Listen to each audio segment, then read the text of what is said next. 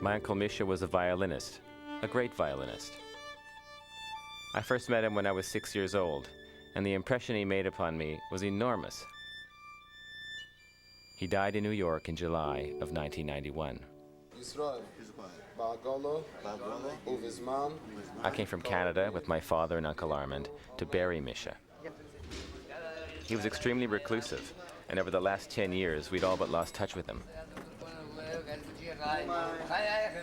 It was only after his death, when he could no longer refuse, that I began to make this film. He died alone in a Brooklyn rooming house.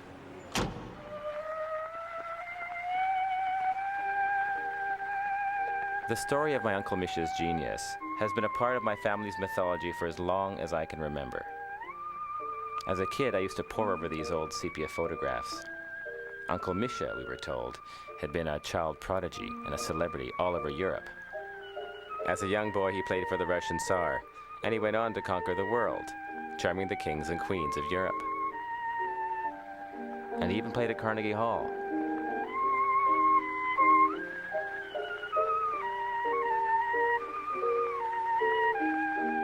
As a child, I heard over and over again from my father all the amazing stories about Mischa Weisbord. Mischa Weisbord played Carnegie Hall. Mischa Weisbord played for the kings and queens of Europe. Mischa Weisbord was the greatest in the world. But something was missing. What was missing was what happened to Mischa Weisbord after Carnegie Hall. And I needed to know. I simply needed to know, because Mischa Weisbord was such a big part of my life. He was the, some people grow up with religion. I grew up with Mischa Weisbord.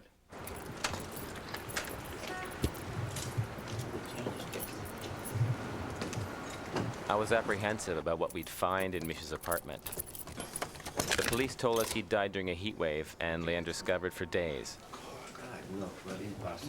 But we were unprepared for this moment. Impossible. That's impossible. Look at that. He was living here. The bed stained from the decomposed body, the foul stench, the flies. Do you want any help, Herman? Do you want any help? An old battered suitcase revealed all that remained of Mischa's life. His concert music, an address book, and some old photographs from a life that appeared to have lost its meaning. This is Mischa Weisbord passport, United States of America. This is an American passport. Yeah, he has an American passport. How could Mischa Weisbord have died alone in this appalling slum? Keep that one. 1907, born 1907, April the 6th, 1907. Mischa was destined for stardom at an early age. He was the eldest boy in a Jewish family of 9 brothers and sisters. At 3 years old, he played his first violin. His mother, Leah, had little influence on the young prodigy.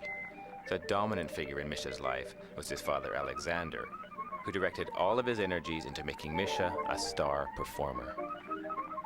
Riva was the eldest child in the family. My father had a passion for music. He loved to listen to the musicians playing for weddings, and he desperately wanted to learn to play the violin. But his mother didn't want him socializing with this riffraff. The musicians gave him a violin anyway, and he played it in secret.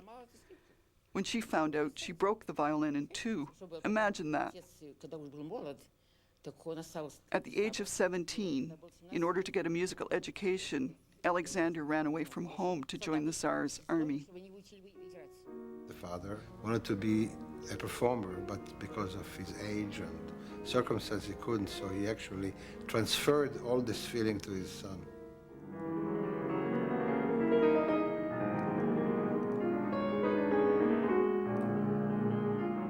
As a teenager in Israel, my cousin Yehuda Gutman knew Uncle Mischa well.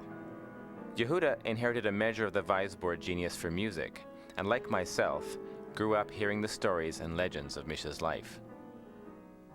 My mother told me that she remembers when she was a little girl, she would wake up in the middle of the night and he would be practicing, and then she would wake up again and he would still be practicing, and then again she would wake up, he's still practicing. When he was a child, he was not allowed to be sick to chickenpox, to measles, and even later on through typhoid, he was not allowed to stay in bed. My mother wanted to impress on me how important it is to practice. So she told me that even he practiced when he was sick. The only time, she told me, he didn't practice, guess what? The only time he did not practice, and he was allowed to stay in bed, which was a phenomenon in the household. He's in bed, lying without practicing. When was that? When he had the mumps. And why is it? Because when you have the mumps, you have swollen glands here and you cannot hold the violin. 138 Katerinsky Canal in St. Petersburg became the Weisbord family home in 1912. Mischa had been accepted by the Royal Conservatory of Music, a wunderkind, a child prodigy.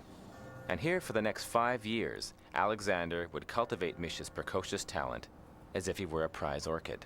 He was not allowed to do anything with his hands. Not to do anything, even, I don't think even holding a pencil. It was just absolutely no, he was not allowed to cut. The only thing I think he was allowed to is eat with a fork, but not even to cut his own meat. Or bread. Bread is the worst thing. He was not allowed to cut bread. Because, you know, the bread was brown bread and you have to use force and, you know, you could hurt yourself.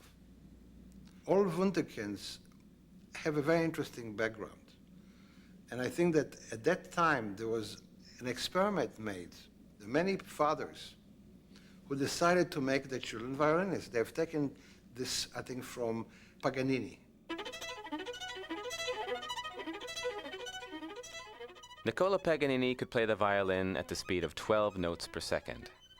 An Italian who lived in the early 1800s, he remains the yardstick against which all virtuoso violinists are measured. He was the rock star of his age. Mischa, however, found Paganini's compositions too easy to play and would double up on the notes to make them more difficult. But to produce a genius of this caliber wasn't always a noble undertaking. Some stories tell about the father of Paganini, that he used to leave him in a room and make him practice, and then he would come and whip him on principle. Just practice, practice, practice. And indeed, it's a very interesting phenomenon that if you take a child and you really force him into many hours of practicing, there's something is going to happen. Something is going to happen. There is an interesting story by Victor Hugo about type of people, gypsies, who used to take children and make deformities from them. They would take a child, they put him in a jar, and let him stay there for a long time. And finally, this child would become looking like a jar, and they would sell them to the kings as midgets and to the circuses. That's what, from Victor Hugo. And I think that something happened, but in a very different way. They've taken little children and made violinists of them.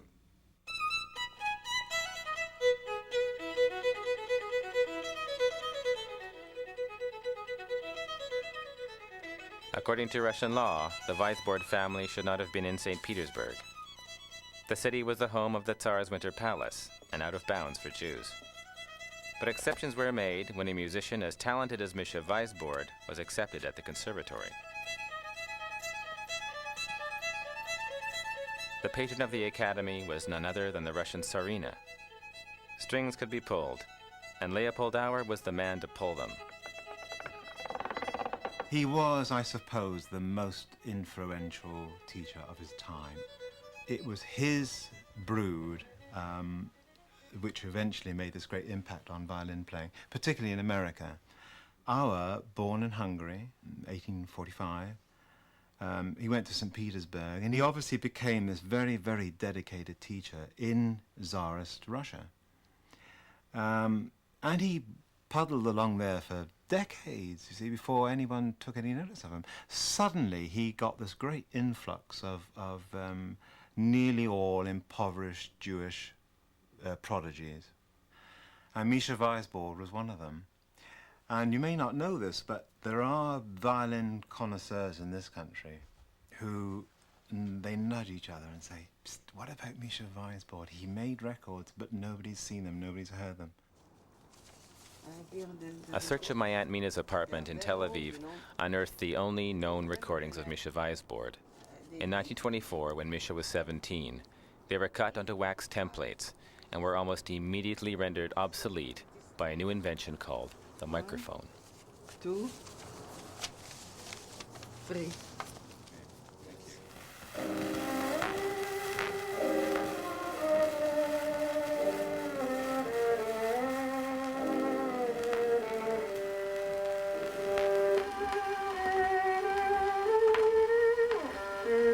It's a lovely sound. It really is.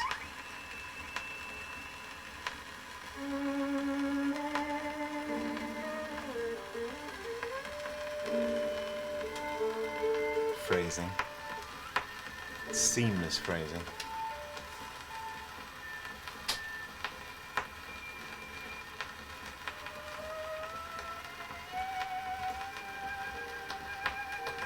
Oh, yes.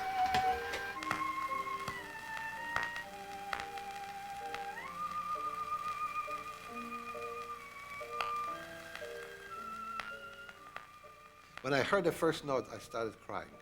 You know, I really started crying. It just grabbed me, you know, in the most incredible fashion.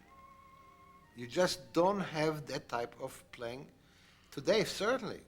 And even if you have older type of records with great violinists, none of them come any place closer to that quality.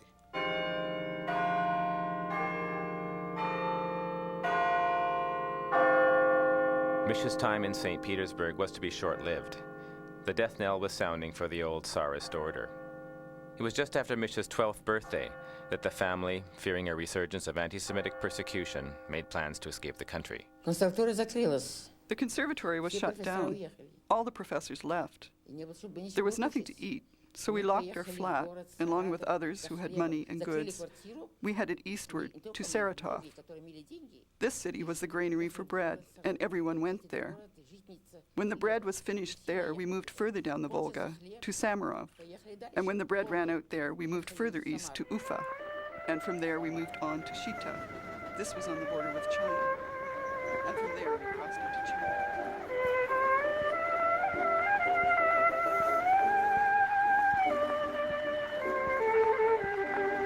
Many times they would be stopped by the Bolsheviks and they would ask to be shown the hands because that's how the Bolsheviks would know if you are a worker or not. If you had soft hands, they would put you against the wall.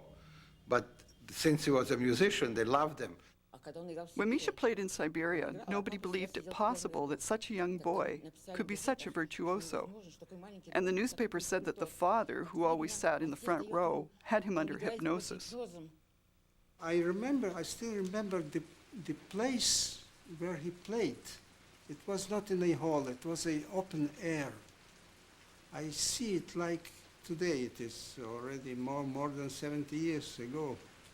My impression was enormous. It was like a miracle.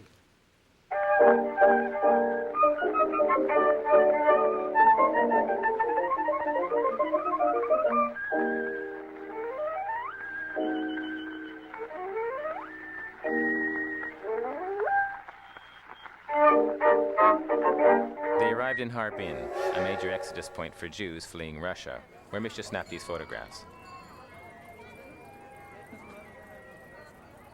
Mischa's concerts were providing the sole income for the family, and his father Alexander wasted no time finding patrons, one of whom paid passage for both of them to Europe. Wherever Mischa played, the critics were in awe of his talent. Brussels, 1923. The young Mischa Weisbord possesses instinctive virtuoso qualities and sentiment. His technique not only lingers over the notes, but serves an impeccable musicality that gives to his interpretation a shrouded poet. London, 1st of May. For one who is little more than a mere boy in years, his playing is marked by exceptional freedom of tone and unusual excellence of style. He shows unmistakable signs of distinct individuality.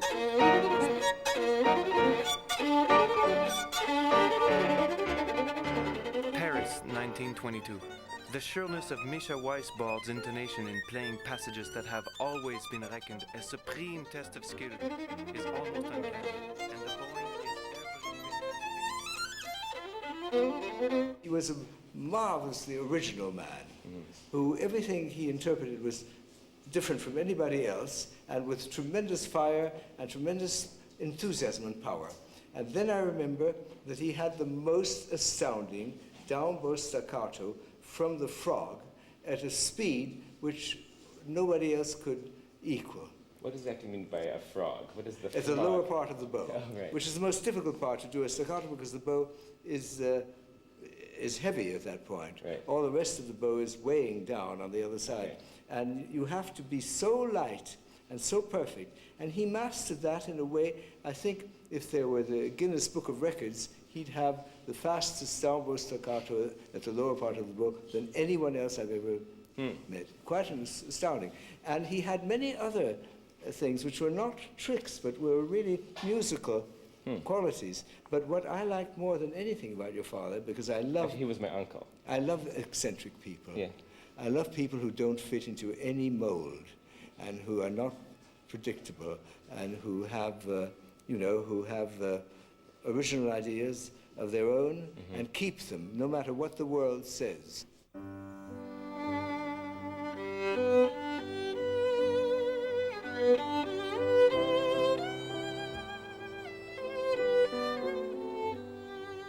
It was in the 1920s that Mischa's virtuosity opened the palace gates of virtually all the great royal houses of Europe.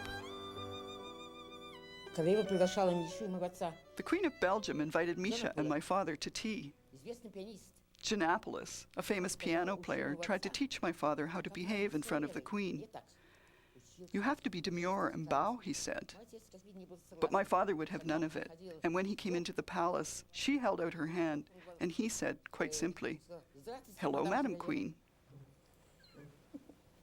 And she was not offended at all. And they often went to her place for tea after that. She loved Mischa's company because she was a violinist too. 3 years after Mischa's death, and I'm here for a tour of Brussels with my uncle Armand and my father. In 1923, Alexander had found Mischa a new patron, who provided the money to bring the rest of the family here from China. In the Brussels archive, we find the original immigration documents. Mischa, that's Weisbord. That's your father. That's your father. Yeah, good. Father? Okay. It had been 3 grueling years of non-stop touring all over Europe for Mischa and Alexander before the family was reunited. If you look closely, you can quite clearly see the strain on everyone's faces.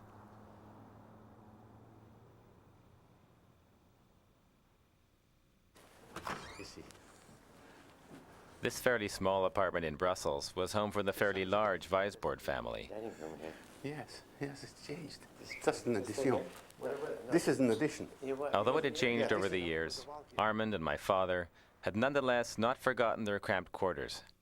Mischa was still the breadwinner, and when he wasn't on tour, he had the only private room in the house, a fact that still registers with my father today. You're saying that Mischa had a bed just for himself then? Oh, yes. And where did the rest of you sleep? Well, we had the mansard upstairs, we had a roof there with But what Armand remembers best from their Brussels days is Mischa rehearsing for concerts. wide open. And they used to rehearse here for the concert, and people was to be walking around and listen. Bravo! Here? On the street? Yeah, sure. You see? Well, he had lots of fun. Mischa couldn't do that. He had to practice. He didn't have any youth.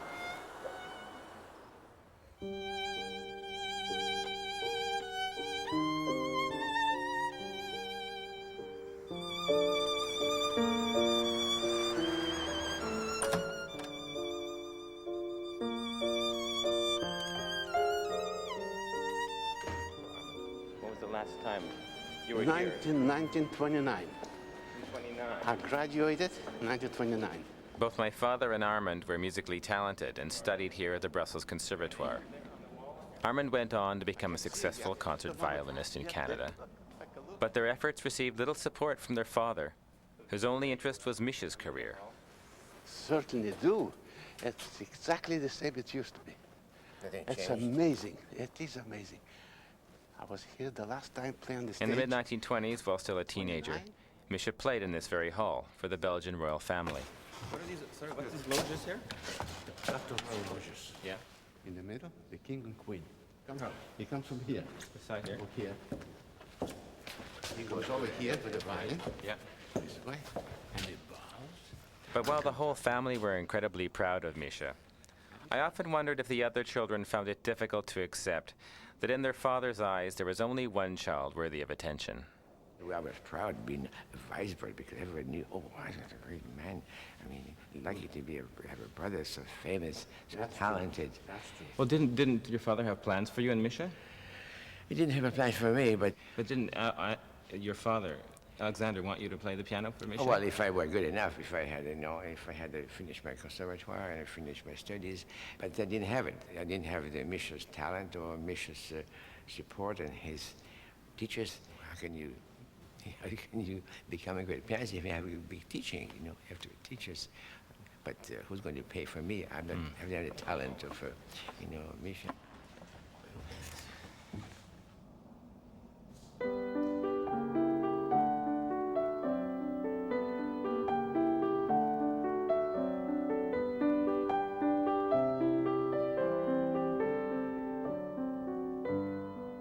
Neglected. I think they were neglected. He would once in a while encourage them by a word, oh, how wonderful. But it was very, I think, more or less condescending. It was not really trying to, the kids, I think, wanted to prove to him that they could really do well and practice on their own. But I don't think that he really paid too much attention to this effort.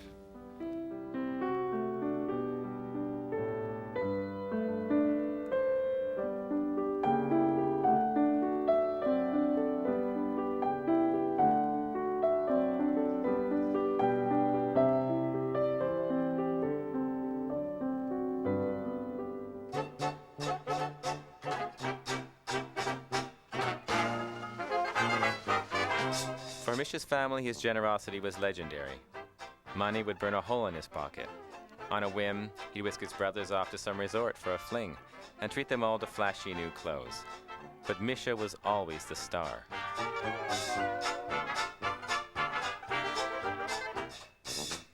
But what lay under that veneer of bravado? What were the consequences of a life spent on the road and a childhood severely controlled and sheltered from reality? I wanted to ask my family if it had any effect on Mischa's temperament. Did he have a bad temperament? Well, I never had experience with that. I had experience with what he did. Oh, yes, I did that. Okay, Well, that was a Canada. As in any family, ask two siblings about a third family member and you will get conflicting answers. 2,000 miles away across the Mediterranean Sea in Tel Aviv, the rest of Mischa's brothers and sisters confirm my theory. He said to me, my father said to me, Mischa felt that he had an argument. My father said that Mischa had an argument. No, it's a lie. There can be no consensus among family members on the subject of Mischa's temperament. But they'd be happy to tell you stories of summers spent on the beach. 70 years ago, the family was in high spirits at Ostend, where Mischa, at the age of 20, was practicing for what was to be the greatest opportunity of his life. A concert tour of the United States had been negotiated, and Mischa Weisbord was set to take the New World by storm.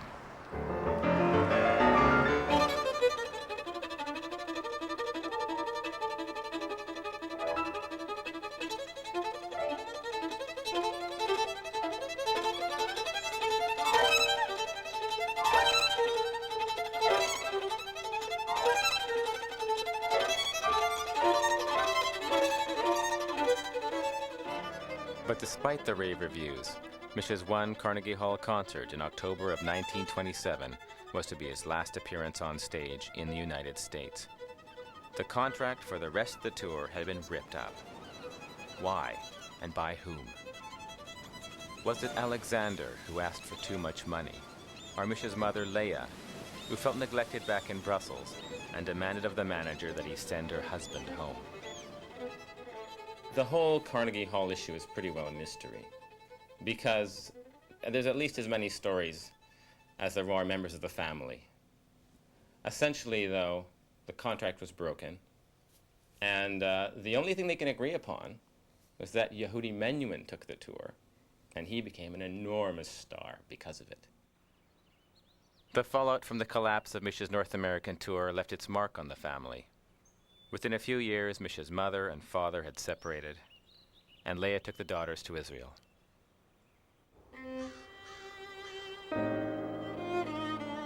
Mischa headed north to Sweden to pursue his own career. For the first time in his life, he was alone, without the strong control and influence of his father.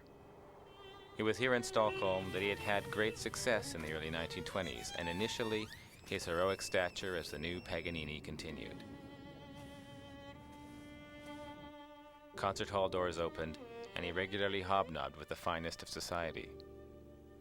But within a few years, without his father's deft hand at managing his affairs, his career started to drift. And then, in 1938, disaster struck. Alexander died in Brussels.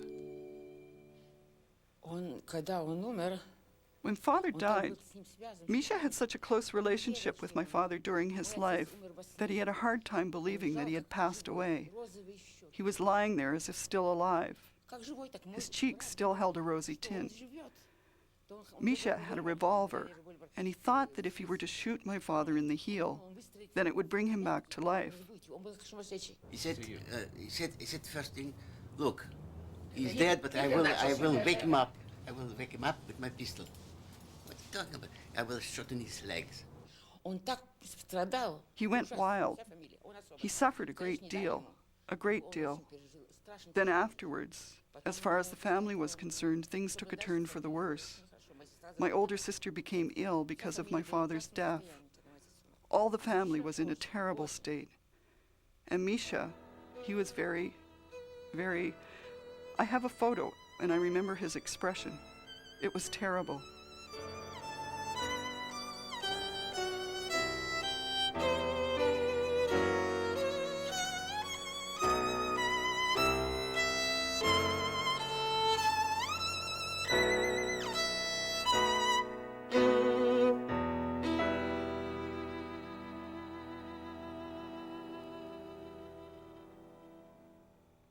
I think this photograph is from 1931, and he's holding in his arms the violin he got as a gift. In the mid-1920s, Mischa made a strong friendship with a violin maker named Heinrich Freeberg, and it was to the Freebergs' home that he returned after the death of his father. Carl Freeberg was just a young boy at the time, and it's clear that he was starstruck with the dashing concert violinist. These were happier times that Mischa and the Freebergs enjoyed during the 1930s. But as the Second World War engulfed Europe, this was to change. As a Jew, Mischa couldn't travel abroad, so he was a virtual prisoner in Sweden. He was reduced to playing town halls and churches, and finally ended up helping Freeberg in his violin workshop. Times were hard for Mischa Weisbord.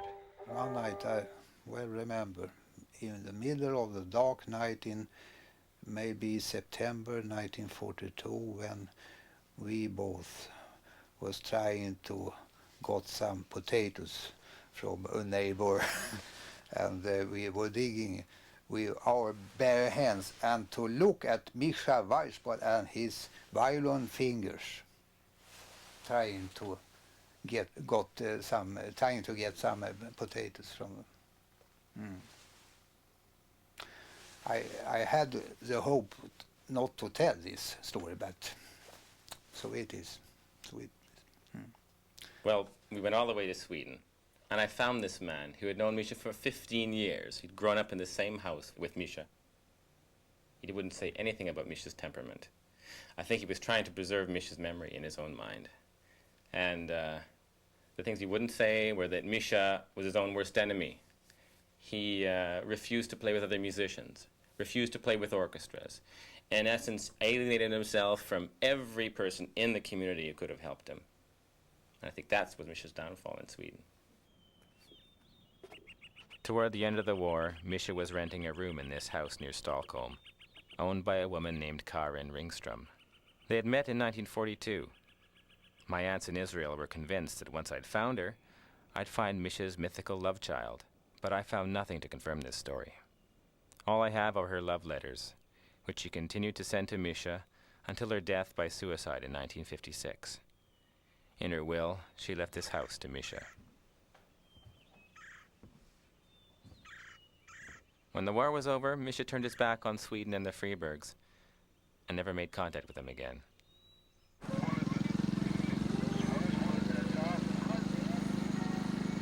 He arrived in Israel in 1946, seeking a fresh start and a new life, just as the country was fighting to establish its independence.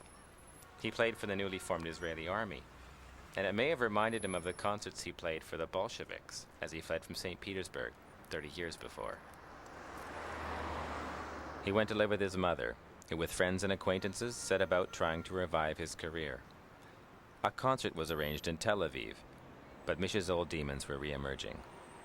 In a rage, he tore up his contract and had to be coaxed by his friends into going on stage. When I heard him, it was flown on my ears, wonderful playing, but nothing behind. So I think that's what happened, because I don't know, because when he came in with his mother, a little lady, and she had to talk for him, it was really amazing, because he was already not a little boy. So I think the character wasn't enough. He wasn't a real. He had the talent for playing the violin, enormous. I must tell you, I am saying it all again and again. Very few violinists have this technique. But behind, not enough. Mischa's heart, it seemed, was no longer into performing. But with his characteristic flair, he threw his energies into teaching the violin. Well, I met first time Mischa Weisbord in this room, exactly in this corner, because I went through this door. I think I was 10. And then I saw somebody sitting with a face a little bit like Charlie Chaplin. And what amazed me is the following. I had a book by Auer, Leopold Auer, and it says, oh, this was my teacher, one of my teachers. Then we mentioned Heifetz, oh, this is my friend. And then Mischa Elman, oh, we are buddies. So it means all the names that we here in this tiny country had in mind as legends, and here somebody comes that knows personally these legends. And then when he took the violin, I saw that he's maybe part of the legend. And every time when he came over to my workshop, like Yaris told us the story, when he met young violinists, immediately he wanted to teach them. That's why I'm calling him missioner about these things. Immediately to teach, to show, to explain why you're playing like this, play like that, why you play like this, play like that, this way. And it was very interesting. I was practicing at home, and I remember what was it? It was the E major partita by Bach, and I played it. And it was quite late at night. It was almost midnight. And someone knocked the door, and it just rushed in and said, give me your violin, and I'll show you how to play it. And he played it, and said, you see, that's the way it should sound. And he went away, like this. We could meet him in the corner, and he would ask me, do you know how beautiful is the Adagio of Bach? If you do this fingering like this. People were looking at this tall man, me young, and what are these crazy people doing? He told me that he's now in Israel, and he's looking for students. And the argument was that he has now a new, what he calls systemma, a new way of how to approach the violin. It's not at all what the other teachers in the academy tell you to do. It's a new way of approaching it. And he said, if you take my systemma, I can assure you that in 3 years, he didn't even say 3 years, he said 2 years and 8 months, like this, you'll be already on stage playing Paganini and Bach without technical problems.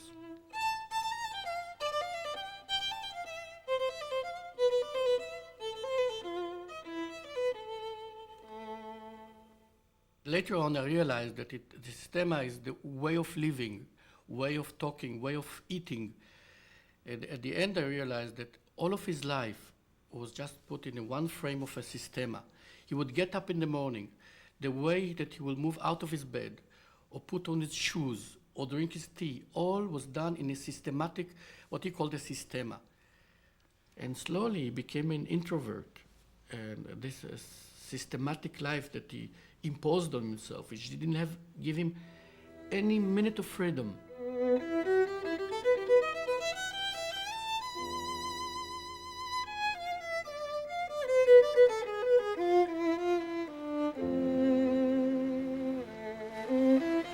One could argue that Mischa's systemma was simply a way of holding on to what was left of his sanity, isolating himself from the rest of the world.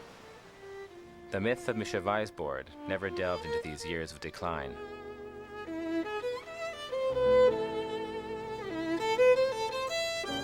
And I think that something broke down himself. And he could not to do any kind of playing after. He could play only Paganini.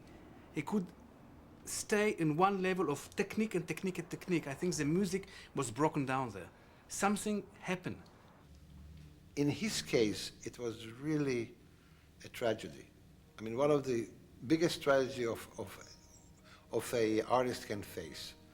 The being in limbo, to want to play and at the same time forces that are prevailing to interfere with his ability to play.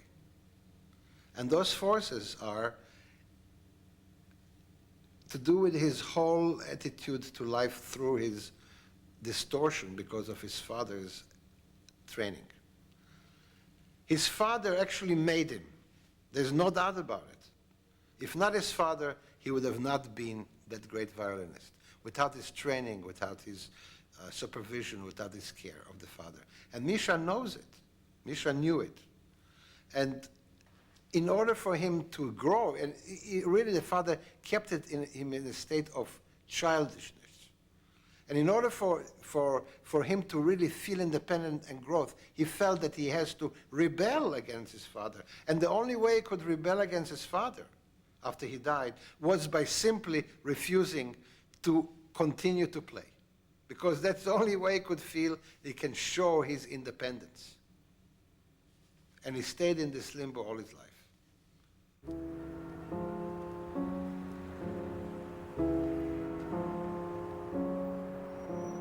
Where better to preserve one's anonymity than New York City?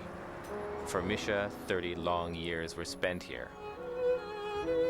Did he come here hoping to stage a comeback, or simply to escape the ghost of his father?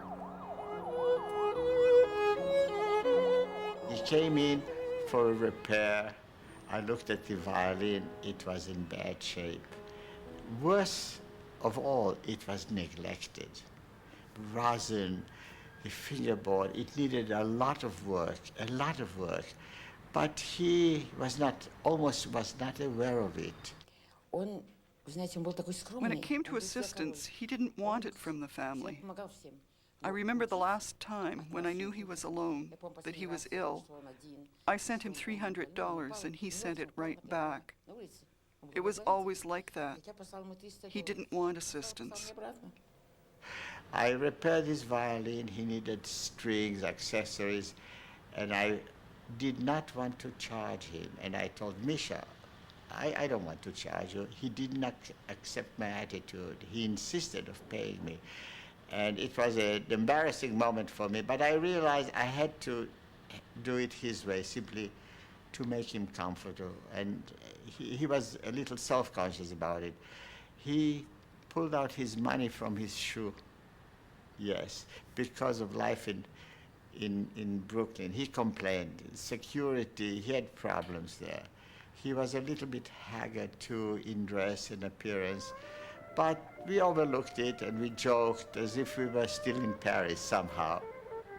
My last memories of Mischa are from a family visit to New York in 1980. He seemed well-adjusted and in relatively good spirits. He played the violin, I took the photographs. When my father asked him to travel with us to Ottawa, he refused. He was expecting to hear from his agent, he said, who might call at any time with news of a U.S. concert tour. He was a particular character, and the kind of character that wasn't even guided by worldly ambition. I mean, other people know how to compromise because they'll get ahead, or they get a job, or they get some money or something. He seemed to be a person who was quite independent of any such thought. He just was taken up with his originality and violin playing and so on. I admired him enormously. And he, you know, very many people thought he was somewhat crazy, you see, but not for me. So he was known as somewhat of a maverick. Yes, he was known as, you know, some nice sort of mad fellow, but much more than that. I don't think that he belonged to the 20th century. I think that he is the prototype, if we can say, of a virtuoso of the late 19th century, but it was 50 years later. Then things changed in the world, but he was not the type of working with agents. He was not the type of working with people that have the power. He wanted them to come to him. He never went to anybody to ask for anything. That's Mischa, right? Okay, and this is Mischa. What on earth happened to him? All the years we've been doing parties and asking for seniors who know a little bit of him. He never mentioned that he was a musician. We have people sometimes getting up to volunteer, guitar or piano. Never, ever. You remember this gentleman? Oh, yes. Who's here? Yeah. My God, no. What do you have, leukemia? Leukemia. I just saw wasting him. away. I used to always talk to him. Oh. Never. But you like to look at my pictures always. I paint, you know. Such a nice man. He never bothered anybody. He never got into any hassle with He went anybody. downstairs, he used to sit on a chair, and he said hello to everybody. Oh. Now we find out, after he passes away, we find out all these good things, you know. Then who is it that we've come to mourn on a damp gray morning in New York City? For me, it's Uncle Mischa, my childhood hero. A man who spent his last 60 years on Earth trying to recover from his first 20. No longer Mischa Weisbord, the myth, just Mischa Weisbord, the man.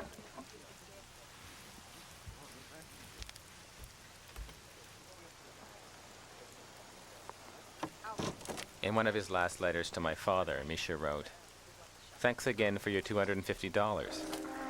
I have still no concerts, and the only audience I have is myself. But that is the best in the world."